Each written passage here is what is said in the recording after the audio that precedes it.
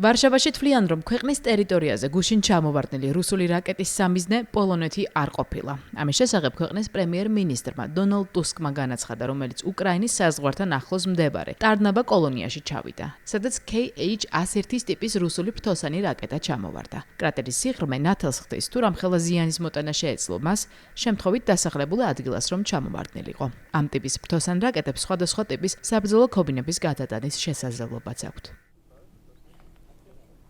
Myśliwce ukraińskie do samej granicy z Polską monitorowały i starały się... უკრაინული გამანადგურებელი თვითმფრინავები პოლონეთის საზღვრამდე აკვირდებოდნენ და ცდილობდნენ ჩამოაგდოთ ის რაკეტები, რომლებიც პოლონეთის საზღვრის მიმართულებით მოემართებოდნენ. არ არსებობს საფუძველი ვიფიქროთ, რომ პოლონეთი იყო სამიზნე, თუმცა ამ ორიდან ერთმა ობიექტმა ნამდვილად დაარღვია პოლონეთის საჰაერო სივრცე.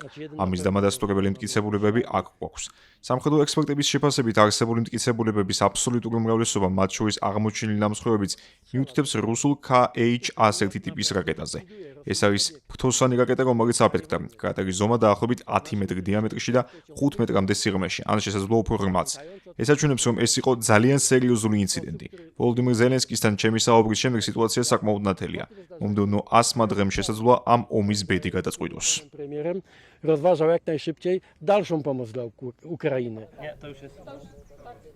მართალია მომხდარმა ერთი მხრივ ადგილობრივები შეაშინა, მეორე მხრივ კი აჩვენა პოლონეთის მზადყოფნაც რუსეთის მხრიდან გახშირებულ მსგავს ინციდენტებზე რეაგირების ნაწილში. მოსახლეობა ყვება, რომ გუშინდელი დღის განმავლობაში არაერთხელ ჩაერთო განგაშის სიგნალი. პოლონეთის საჰაერო თავდაცვის ძალებმა კი ავიაგამანადგურებლები გამოიყენეს სიტუაციის გასანეიტრალებლად.